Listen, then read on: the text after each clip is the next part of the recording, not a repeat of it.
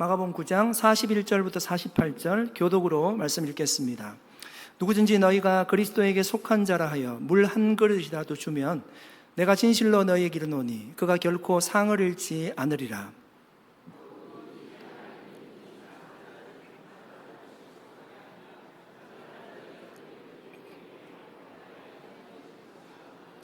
만일 내 손이 너를 범죄하게 하거든 찍어버리라. 장애인으로 영생에 들어가는 것이 두 손을 가지고 지옥 곧 꺼지지 않는 불에 들어가는 것보다 나으니라.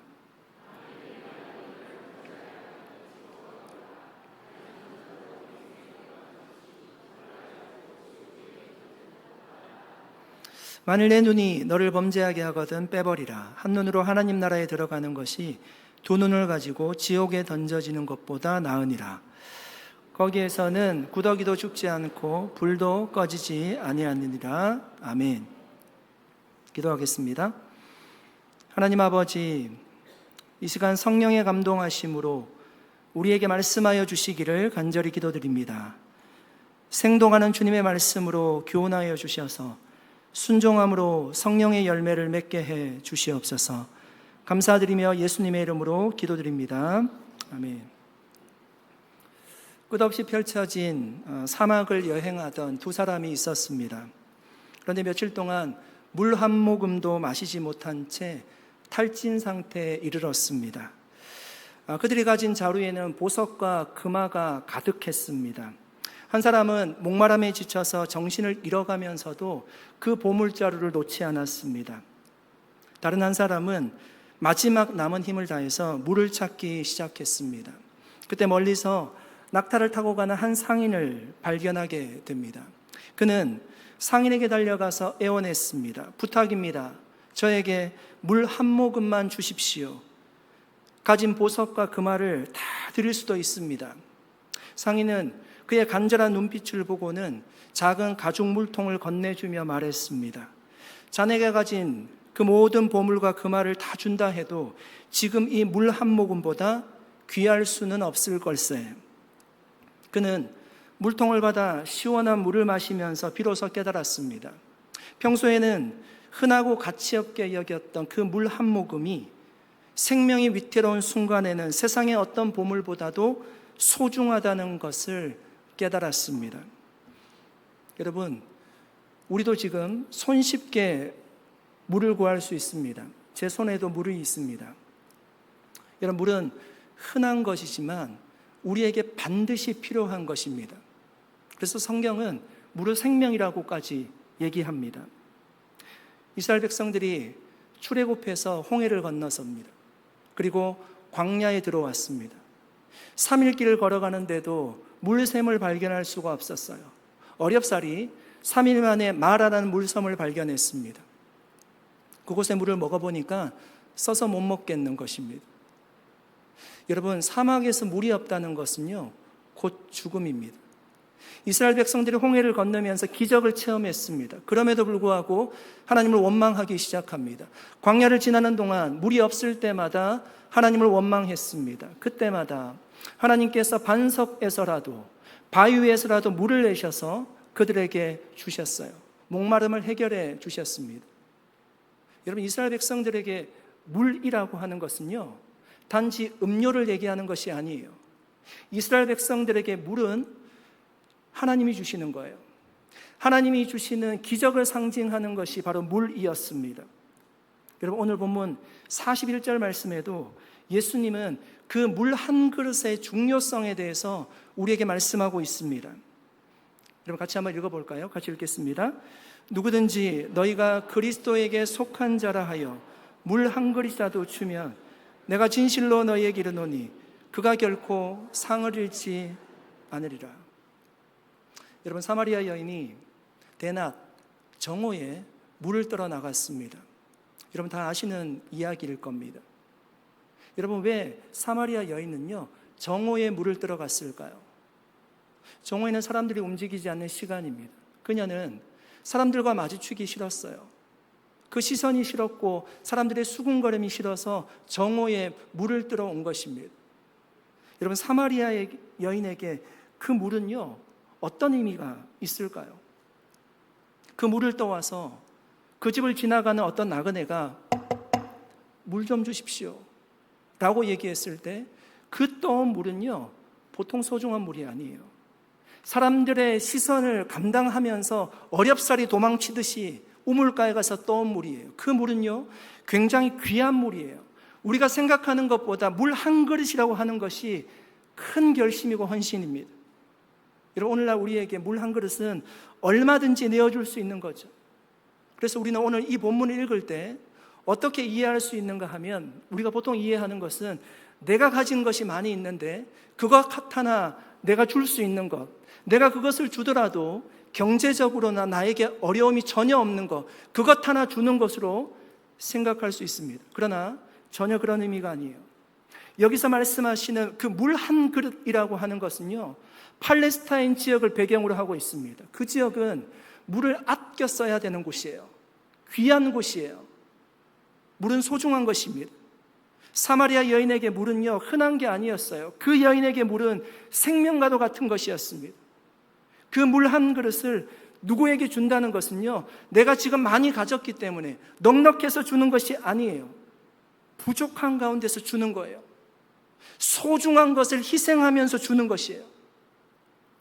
주님은 바로 그렇게 드린 물 한 그릇을 잊지 않으시겠다고 말씀하십니다. 나에게 있는, 내가 이렇게 많이 가졌으니까 하나 없어도 된다고 그렇게 주는 것이 아니라, 나에게 소중한 것이지만 그것을 내어줄 때 하나님이 그것을 기억하시고 상을 주시겠다라고 약속하여 주셨습니다. 사랑하는 여러분, 저와 여러분이 누군가에게 줄 수 있는 그 물 한 그릇은 무엇입니까? 여러분, 사실 그 물 한 그릇이라고 하는 것은요, 원래는 주님이 우리에게 주시는 거예요. 광야를 지나는 이스라엘 백성들에게 물을 주신 분은 하나님이셨죠. 예수님 뭐라고 말씀하시는가 하면, 내가 주는 물을 마시는 자는 영원히 목마르지 않을 거라고 말씀하십니다. 물은 하나님이 주시는 거예요. 그런데 오늘 본문에 주님은 그 작은 자에게 물 한 그릇을 줄 때에 주님이 직접 주시지 않고요, 우리를 통해서 주시기를 원하신다는 거예요. 마치 모세가 시내산에 하나님의 말씀이 율법을 받으러 올라가죠. 그 율법을 받아서 이스라엘 백성들에게 전달했습니다. 마치 그렇듯이 하나님께서 주시는 물인데 그 물을 우리를 통해서 전해주기를 원하십니다. 여러분, 가나 혼인잔치 때를 생각해 보십시오.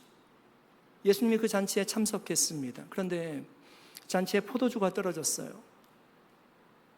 유대 사회에서 포도주가 떨어지는 일은 잔치에는 있어서는 안 되는 일입니다. 예수님이 하인들에게 돌 항아리에 물을 채우라고 말씀하십니다. 그리고 그 물을 떠다가 연회를 주관하는 메스트, 장에게 갖다 주라고 얘기합니다. 그리고 사람들에게 나눠주라고 얘기하죠. 근데 기적적으로 그 물이 포도주로 바뀌었습니다. 하인들만 알더라. 여러분, 기적을 일으키신 분은 누구십니까? 대답하면 안 될 것 같죠? 대답하시면. 예수님이잖아요. 그런데 그 기적을 전달한 사람들은요, 하인들이 전달했어요. 마치 그렇듯이 주님이 우리에게 물을 주시는 분인데, 가장 중요한 것을 주시는 분인데 우리를 통해서 그 일을 하기를 원하십니다. 사랑하는 여러분, 우리는 홍해의 기적을 체험한 사람입니다. 여러분, 믿으십니까? 이게 무슨 소린가 싶을 수도 있지만, 홍해를 건넌다는 것은 이스라엘 백성들이 구원을 받았다는 거잖아요. 우리 모두가 구원받은 하나님의 자녀인 줄로 믿습니다. 구원받았다면 이미 우리가 많은 것들을 누리고 있는 거예요. 그것 중에 하나를, 나에게 소중한 것이지만 그 물 한 그릇을 주님이 주라고 말씀하셨기에 기꺼이 내어드리는 것입니다. 여러분, 한번 생각해 보십시다. 물 한 그릇을 받아 마시는 사람과 물 한 그릇을 나눠줄 수 있는 사람, 두 사람 중에 누가 더 큰 복을 받은 사람입니까? 물 한 그릇을 받아 마시는 사람은 정말 목마를 때 마시니까 그 물이 너무나 감사할 수 있습니다.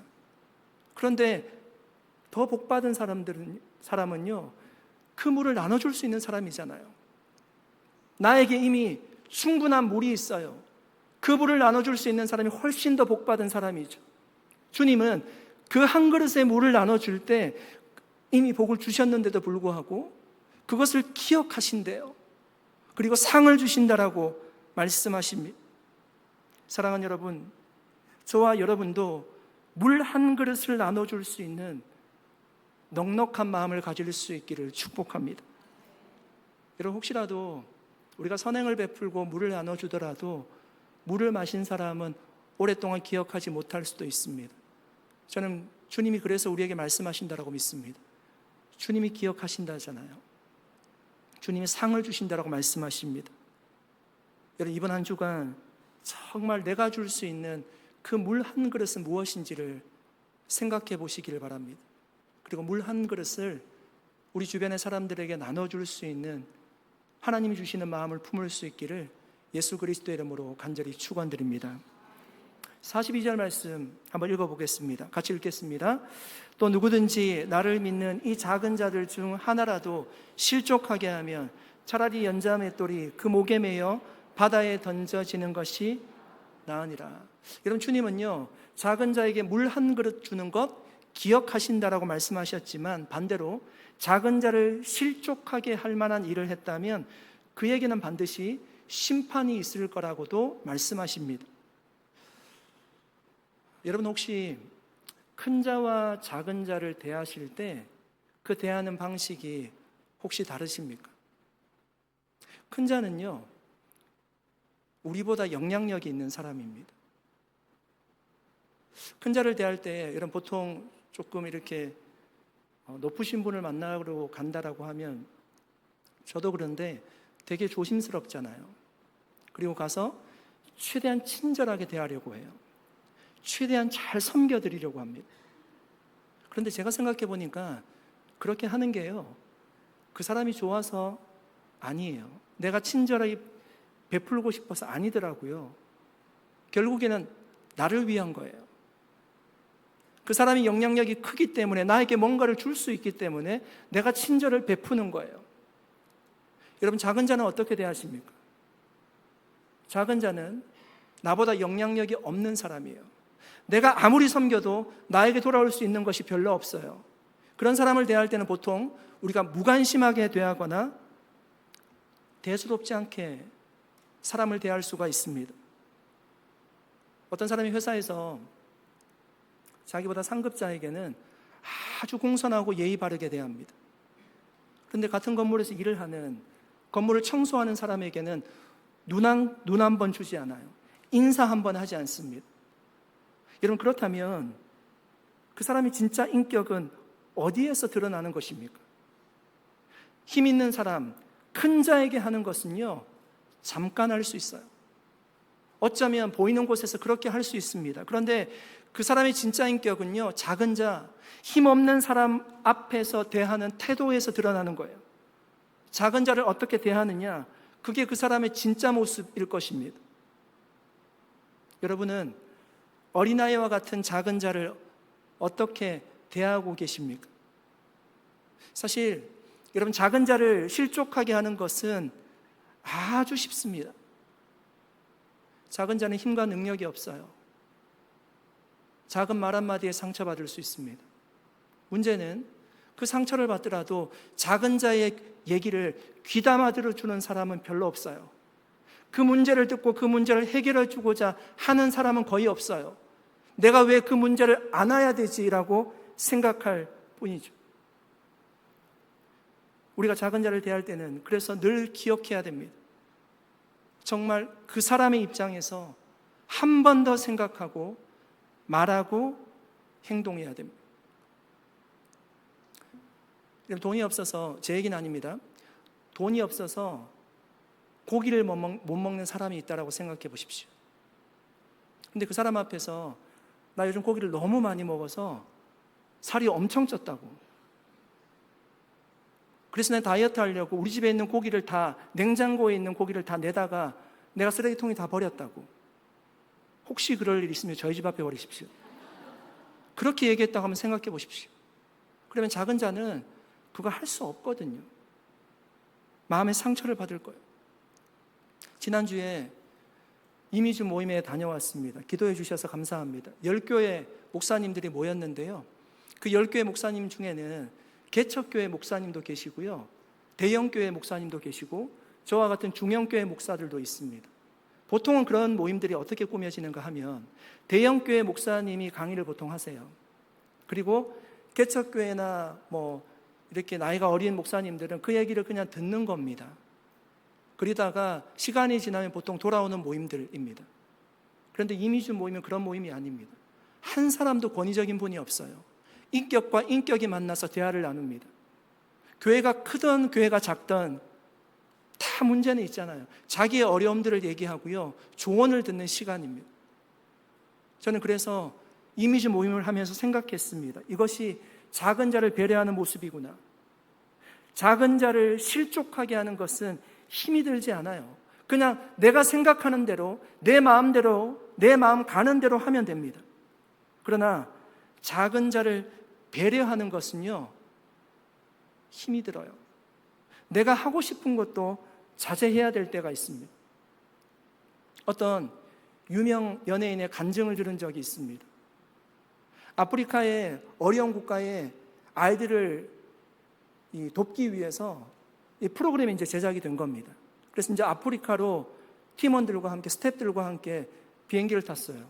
가기 위해서. 스태프들은 다 일반석에 탔습니다. 근데 그 유명 연예인은 당연히 비즈니스석에 탔습니다.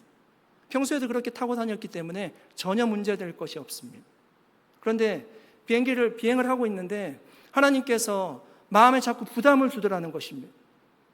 아프리카의 가장 어려운 나라에 지금 아이들을 도우러 가고 있는데 너의 모습이 너무 희생적이지 않다는 것을 하나님이 깨닫게 해주셨다는 겁니다. 그래서 회개했노라고 고백하는 영상을 보았습니다. 여러분, 이처럼 작은 자를 섬기려면요, 내가 할 수 있지만 불편한 것도 감수해야 될 때가 있어요. 힘든 것도 있습니다. 자제해야 될 것도 있어요. 그러나 주님은 그것이 한 영혼을 실족하지 않게 하는 일이라면 그것이 바로 주님이 기뻐하시는 삶이라고 말씀하시는 겁니다. 만약 여러분, 우리가 그렇게 살지 않아서 작은 자를 실족하게 만든다라면 어떻게 될까요? 주님은요, 차라리 연자맷돌을 목에 지우고 바다에 던지우는 것이 낫다라고 말씀하셨습니다. 그만큼 작은 자를 실족하게 하는 것이 무서운 죄라는 거예요. 여러분, 이 말씀이 한 사람이 어떤 사람을 실족하게 하면 그냥 목에 연자맷돌을 메고 바다에 그냥 스스로 던져지는 것이 낫다라고 주님 말씀하시는 것입니까? 아니면 실족하게 했으니까 말씀 그대로 나중에 큰 심판이 있을 것이니까 지금 내가 연자맷돌을 메고 바다에 던져지면 하나님이 그 죄를 용서하신다는 말씀입니까? 두 가지 다 아니에요. 주님이 말씀하신 핵심은 그것입니다. 작은 자, 연약한 자를 무너뜨리는 죄가 그 정도로 중대한 범죄라는 거예요. 그 죄에 대한 하나님의 심판은 우리가 상상할 수 없을 만큼 무거울 것이라고 경고하는 말씀입니다. 여러분, 한 사람을요, 하나님의 사람으로 세워보셨습니까? 한 사람을 하나님의 사람으로 세워보셨습니까? 전도를 하고 양육을 하고 세례받게 하고 훈련을 받게 해서 직분을 받을 때까지 한번 섬겨보셨습니까? 굉장히 어려운 일이에요. 자녀를 출산하고 자녀를 위해서 눈물로 기도하고 말씀을 가르치고 세례를 받게 하고 그 자녀가 스스로 입으로 신앙을 고백할 때까지 그렇게 양육하는 것은요, 굉장히 어려운 일이에요. 그만큼 한 사람을 세우는 것은 어렵죠. 그렇다면 여러분, 한 사람을 실족하게 하는 일을 해본 경험이 있으십니까? 전혀 아니라는 표정이신데 우리에게 다 경험이 있을 것입니다. 원래 가해자는 잘 기억하지 못하는 거예요. 한 번쯤은 다 있을 거예요. 실족하게 하는 일들은요, 전혀 어렵지가 않아요. 그래서 더 위험한 거예요. 한 마을에 지혜롭기로 소문난 노인이 살고 있었습니다.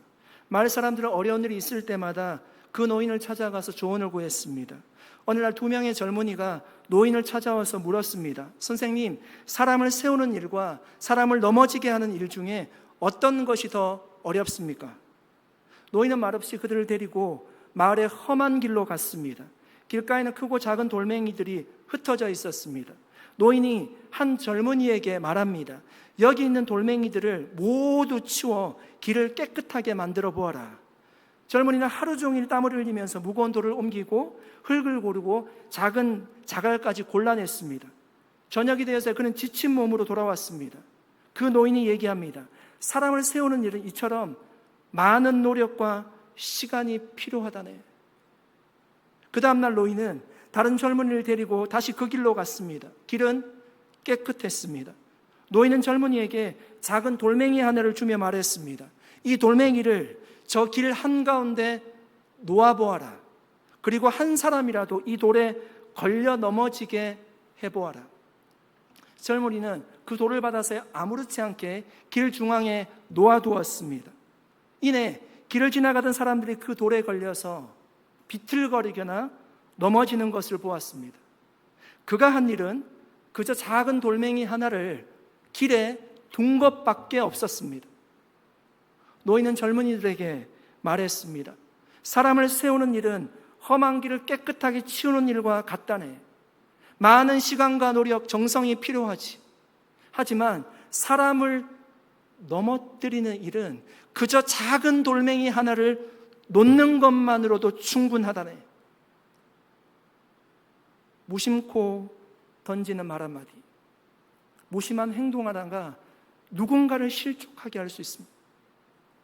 사랑하는 여러분, 사람을 실족하게 하는 일이 반드시 큰 일로만 일어나는 것은 아닙니다. 작은 일로도 얼마든지 일어날 수 있습니다. 작은 돌멩이 하나가 사람을 실족하게 할 수 있습니다. 여러분, 혹시 우리 안에도 누군가를 실족하게 할 수 있는 작은 돌멩이가 있지는 않습니까? 그 돌멩이 때문에 지금까지 여러 명이 실족했음에도 그대로 가지고 있다라면 그것은 결심하고 우리가 치워버려야 됩니다. 그 돌멩이를 치워내면 그 자리에 하나님의 은혜가 부어질 것입니다. 주님께서 심판이 아니라 상을 주실 것입니다. 여러분, 우리는 선택할 수 있습니다. 내가 심판의 길을 걸어갈 것인지 상을 받을 길을 걸어갈 것인지 저와 여러분의 선택의 몫입니다. 우리를 통해서 정말 실족하는 일이 일어나지 않도록 작은 돌멩이 하나도 조심스럽게 놓는 지혜를 가질 수 있기를 예수님의 이름으로 간절히 축원드립니다. 여러분, 제가 팔을 다치고요, 가장 크게 은혜 받았던 말씀이 오늘 보면 43절 말씀입니다. 만일 내 손이 너를 범죄하게 하거든 찍어버리라. 장애인으로 영생에 들어가는 것이 두 손을 가지고 지옥 곧 꺼지지 않는 불에 들어가는 것보다 나으니라. 팔을 다친 후에 많이 불편했습니다. 이 팔을 가지고 장애인으로 평생을 살아간다는 것이 저에게는 큰 슬픔으로 다가왔습니다. 그런데 주님이 이 말씀을 생각나게 하시면서 저를 위로해 주시는 것 같은 마음이 들었습니다. 두 손을 멀쩡하게 가지고 지옥에 들어가는 것보다 한 손이 잘리더라도 천국에 들어가는 것, 영생을 얻는 것이 더 낫다는 이 말씀이 마치 주님께서 저를 위해서 기록해 둔 말씀처럼 그렇게 느껴졌습니다. 그런데 여러분, 사실은요, 이 말씀 자체가 팔 다친 사람을 위로하기 위해서 주님이 주신 말씀이 전혀 아닙니다. 죄를 짓는 것에 대한 심각성을 알려주시고자 주님께서 주신 말씀입니다. 주님이 말씀하십니다. 내 손이 너를 범죄하게 하거든 찍어버리라. 여러분, 본문의 흐름상 우리가 지금 말씀을 살펴보고 있잖아요. 본문의 흐름상 이것이 무슨 뜻일까요? 만일 너의 손으로 작은 자를 실족하게 만든다면 더 큰 심판을 받기 전에 그 손을 찍어내버리라는 말씀이에요. 여기서 말하는 손의 역할이 뭘까요? 손은 범죄를 하는 도구입니다. 영화에서 본 장면이 기억이 납니다. 여러분 아마 보셨을 거예요.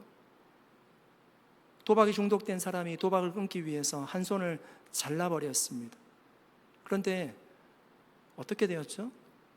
도박을 끊는 것이 아니라 의술을 하고요, 도박을 그대로 하는 겁니다. 여러분, 손이 잘린다고 해서요, 죄가 잘려나가지는 않습니다. 죄가 얼마나 심각한지, 죄의 유혹이 얼마나 강한지를 우리에게 보여주는 말씀이죠. 그러니까 주님이 손을 찍어버리라는 말씀은 실제로 손을 자르라는 말씀이 아니에요. 손을 찍어버리라는 말씀은 죄를 짓게 만드는 행위, 죄의 원인을 가감하게 차단하라는 것, 극단적으로 표현한 것입니다. 죄를 용납하지 말고 철저하게 끊어내라는 것.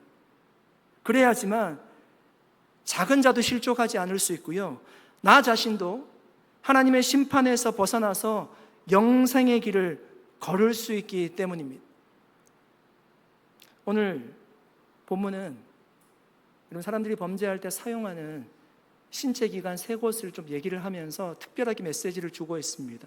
첫 번째 신체 기관이 손이었다면 두 번째 신체는 바로 발입니다. 45절 말씀입니다. 만일 내 발이 너를 범죄하게 하거든 찍어버리라. 다리 저는 자로 영생에 들어가는 것이 두 발을 가지고 지옥에 던져지는 것보다 나으니라. 이런 발도 손처럼 우리에게 꼭 필요한 신체 기관이죠. 발이 없으면 우리가 다니지 못하고 일을 하기도 어렵습니다. 그런데 그 발이요, 꼭 좋은 일로만 사용되는 것이 아니에요. 범죄를 하는데도 그 발이 사용이 될 수가 있다는 거예요. 범죄를 할 때 발의 역할은 무엇일까요? 발이 그곳까지 데려다 줍니다. 발이 방향을 잡고요, 길을 안내하는 것입니다. 그래서 발을 찍어버리라는 의미는 죄의 길로 행하는 그 발걸음을 과감히 차단하라는 거예요. 죄로 가는 길을 멈추고 생명의 길로 방향을 바꾸라는 말씀입니다. 저는 이 말씀을 묵상하면서 요셉이 생각났습니다. 보디발의 아내가 요셉을 유혹하지 않습니까? 아무도 보는 자가 없었다고 합니다. 그런데 요셉은요, 그곳을 뛰쳐나왔어요. 죄를 짓는 그곳에 머물지 않았습니다.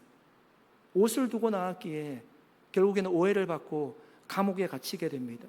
그렇더라도 하나님 앞에서 떳떳한 삶을 살고자 그는 그 자리를 떠났습니다. 사랑하는 여러분, 저와 여러분의 발걸음은 어디에 닿고 있습니까? 내가 자주 가는 그곳이 혹시 하나님과 멀어지게 하는 곳은 아닙니까? 내가 자주 가는 모임이 내 믿음을 약하게 하는 모임은 아닙니까?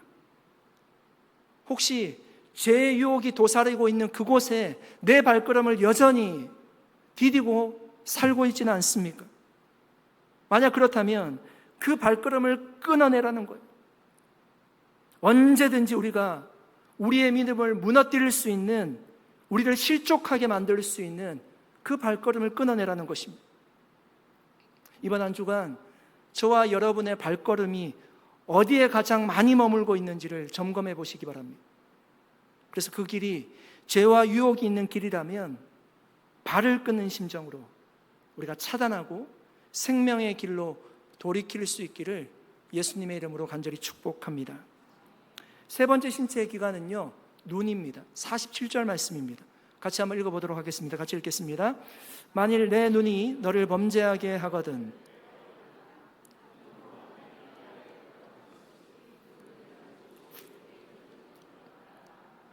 예전에 이런 경험을 해보았습니다. 장애인 주일 때 눈을 수건으로 묶고요, 시각장애를 한번 체험해 보는 것이었습니다.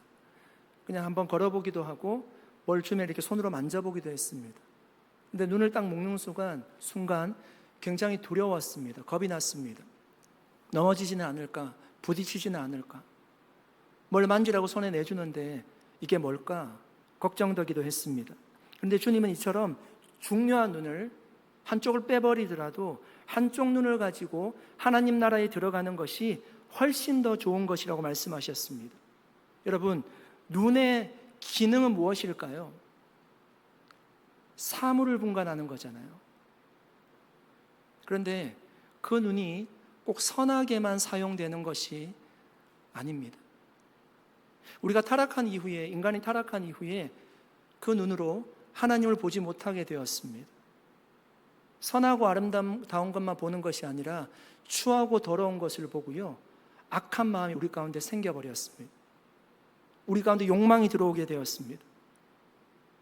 아담과 하와가 동산에 있는 선악과를 보고요, 그 선악과를 볼 때 절대로 하나님 먹지 말라고 하셨는데 먹고 싶은 마음이 생겨났습니다. 다윗이 옥상을 거닐면서 목욕하는 여인을 볼 때 마음의 음욕을 품게 되었습니다. 본래의 눈의 기능이 아니에요. 눈의 역기능적인 역할이죠. 그래서 주님은 내 눈이 너를 범죄하게 하거든 빼버리고 지옥이 아니라 천국에 들어가는 것이 더 낫다라고 말씀하신 것입니다. 이 말씀 동안 실제 눈을 빼라는 말씀이 아니라 우리 죄를 끌고 가는 그 시선을 철저히 끊어내라는 말씀입니다. 사도 요한은 우리의 그 시선을요, 안목의 정욕이라고 했습니다. 그 안목의 정욕을 끊어내라는 겁니다. 여러분, 지금도 우리는 눈으로 수많은 죄를 짓고 있습니다. 음욕의 눈, 탐욕의 눈, 비교와 시기의 눈, 무관심의 눈, 교만의 눈, 이런 눈들을 끊어내야 됩니다. 여러분, 이 말씀을요, 오늘 집에 돌아가셔서 다시 한번 깊이 묵상해 보시면 좋겠습니다. 죄를 짓는 손을 끊는 것도 사실 어려운 거죠. 그리고 죄로 가는 발을 끊어내는 것도 어려운 일입니다. 그리고 눈을 제어하는 것은 더 어렵습니다. 그런데 주님이 우리에게 분명히 말씀하시는 것이 있습니다. 그러니까 그렇게 하지 않으면 위험하다는 것입니다. 그러니까 그렇게 하지 않으면 지옥에 던져질 수 있대요. 그 지옥이라고 하는 것이 우리 머릿속에 있는 상상 속에 있는 것이 아니에요. 주님이 오늘 말씀하시기를 그곳에는 구더기도 죽지 않고요, 불도 꺼지지 않는 곳이래요. 영원한 고통과 괴로움이 있는 곳이 바로 지옥이란 말씀입니다. 사랑하는 여러분, 하나님의 이 말씀은 우리를 여러분 두렵게 하시려고 주시는 말씀이 아니에요. 아이들이 넘어지려고 하면 부모가 미리 가서 장애물을 치워줍니다. 이렇게 가면 안 돼, 여기 위험한 곳이야, 부모가 알려주지 않습니까?